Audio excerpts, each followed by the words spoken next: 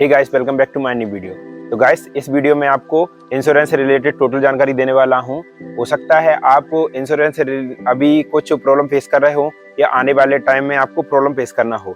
तो गाइस, अक्सर हम टू व्हीलर बाइक लेते हैं या फोर व्हीलर कुछ भी लेते हैं, तो उसके साथ कंपनी वाले खुद ही इंश्योरेंस करके देते हैं। तो हमें ये पता नहीं होता है हम किस कंपनी से इंश्योरेंस कराएं, किस कंपनी से नहीं कराएं। तो गाइस, मैंने भी कुछ टाइम पहले टू व्हीलर बाइक ली थी, तो वहाँ से कंपनी वालों ने ही खुद ने इंश्योरेंस करके दिया था।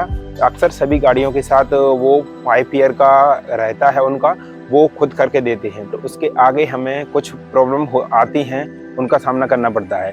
तो गाइस, आप वीडियो में बने रहिए। मैं इस वीडियो में आपको इंश्योरेंस से रिलेटेड टोटल जानकारी दूंगा, जिससे कि आपको आगे चल के कभी परेशानी नहीं आएगी।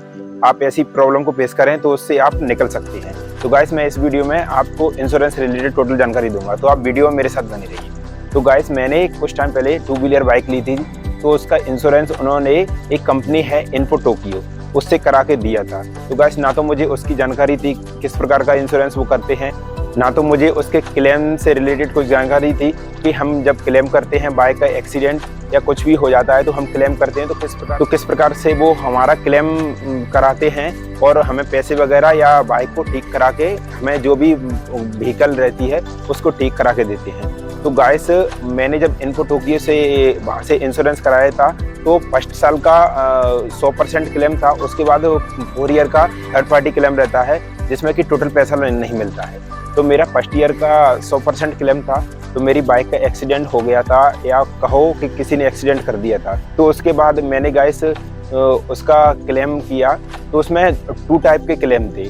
एक तो हम खुद ही उसके फोटो अपलोड करके उसका क्लेम करा सकते हैं, या फिर उनकी तरफ से एक सर्वेयर रहता है, वो सर्वेयर आता है, उसके बाद वो है बाइक का फोटो वगैरह लेता है, उसके बाद रजिस्ट्रेट करता है। उसके कुछ टाइम बाद 15-20 दिन या लगभग 1 महीना भी लग जाता है, उसके बाद हमें रेजोल्यूशन मिलता है। तो गाइस, मैंने उनके लिए कस्टमर के लिए कॉल किया, तो उन्होंने मुझे जानकारी दी कि आप 2 टाइप का क्लेम है, अगर आप फोटो अपलोड करके भी कर सकते हैं या आप हमारे सर्वेयर से भी करवा सकते हैं। तो गाइस, मैंने उसका फोटो अपलोड करके क्लेम करवाया, तो मुझे उसके कुछ ही टाइम मतलब 1-2 घंटे में ही उनकी तरफ से कॉल आता है और उन्होंने मुझसे एक लगभग राशि की पूछा कि कितने वगैरह खर्चा आएगा आपकी गाड़ी में।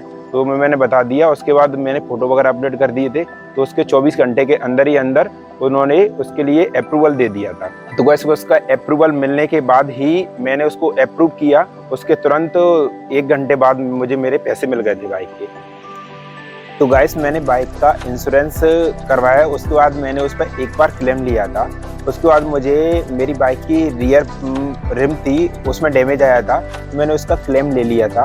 उसके बाद मैंने उसमें बिल्कुल भी काम नहीं करवाया, मतलब कि मैंने रिम चेंज नहीं कराई थी। तो उसके बाद मेरी बाइक में दोबारा एक्सीडेंट हुआ। उस बार मैंने उसका क्लेम पिछले जो इस बार न्यू में जो एक्सीडेंट हुआ था उसमें जो सामान वगैरह टूटा था उसके साथ उसका भी क्लेम कर दिया। तो पिछली बार जो पैसा मुझे मिला था उसके बाद मैंने उसको ठीक नहीं कराया।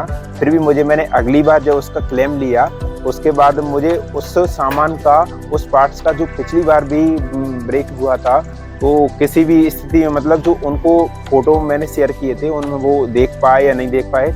इसीलिए क्या है, अगर अपन खुद ही उसको क्लेम करते हैं, खुद ही फोटो वगैरह डाल के क्लेम करते हैं, तो उसमें हम इस प्रकार से कुछ बेनिफिट भी ले सकते हैं कि हमारी बाइक को हम उसमें और भी पार्ट्स चेंज करा सकें बाद में। क्योंकि पिछला जो पैसा था वो मैंने आगे चल के दूसरे पार्ट्सों में चेंज कराने में लगा दिया। मतलब ऐसा नहीं है कि मैंने वो पैसा रखा हो, उस पैसे को मैंने दोबारा जो भी पार्ट्स वगैरह चेंज कराए थे उसमें कुछ पार्ट्स मुझे चेंज कराने ही थे, जो कि उसका क्लेम मिलता नहीं है। जैसे कि उसमें टायर वगैरह रहता है, उसका क्लेम मिलता नहीं है, तो वो मैंने चेंज करा लिए थे जो पिछले रिम के पैसे थे उससे। तो गाइस, अगर आपको ऐसा भी हो कि अगर क्लेम अगर आपको मिले, अगर कम पैसा मिल रहा है, तो आप पहले कुछ क्लेम लेकर उसको भी करा सकते हैं। ऐसा सिर्फ आप एक ही कंडीशन में कर सकते हैं, जब आप खुद को परमिशन हो, मतलब उसमें उस क्लेम में खुद ही फोटो अपलोड करके क्लेम कर सको, तो उसी में आप ऐसा कर सकते हो। नहीं तो अन्यथा सर्वे करने आएगा, तो वो उसी पार्ट्स का पैसा वो आपके लिए दिलवाएगा जिस पार्ट्स को आप चेंज कराओगे।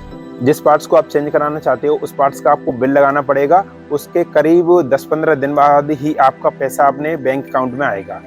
तो गाइस मैं आपको बता रहा हूँ कि आप भी किसी भी कंपनी से आप बीमा कराते हैं तो उसमें आप पहले देख लें किस किस प्रकार की फैसिलिटी उपलब्ध है उसमें। अगर आप खुद फोटो अपलोड वगैरह करके खुद ही उसका क्लेम कर लेते हैं तो आपको उसमें आसानी रहेगी।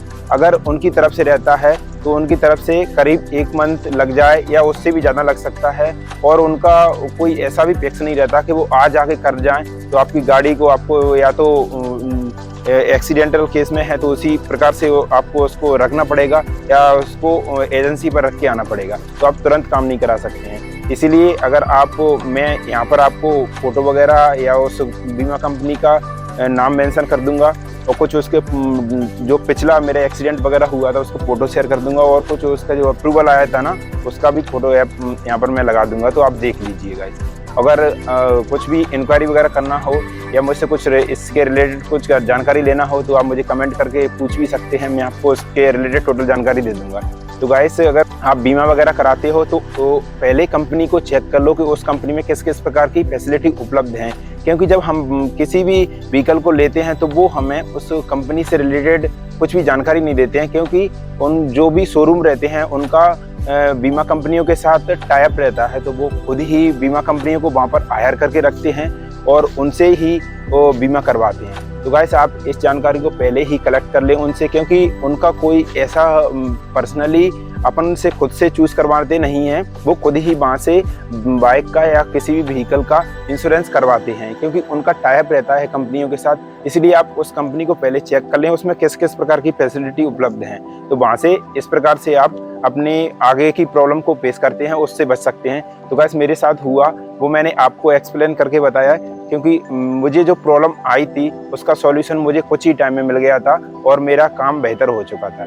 इसीलिए मैं कोई ऐसा नहीं है इसका स्पॉन्सर कर रहा हूँ, तो वो कुछ नहीं है। इसलिए अगर आपकी बाइक का इंश्योरेंस वगैरह करवाना है तो आप एक अच्छी ही कंपनी के साथ इंश्योरेंस करवाएं, जिससे कि आपको कुछ फ़ायदा मिल सके, परेशानियाँ ना आए। तो गाइस अगर वीडियो अच्छी लगी हो तो वीडियो को लाइक कर देना और चैनल को सब्सक्राइब कर देना। तो मिलते हैं किसी नेक्स्ट वीडियो में नए टॉपिक के साथ। जब तक के लिए जय हिंद, जय भारत।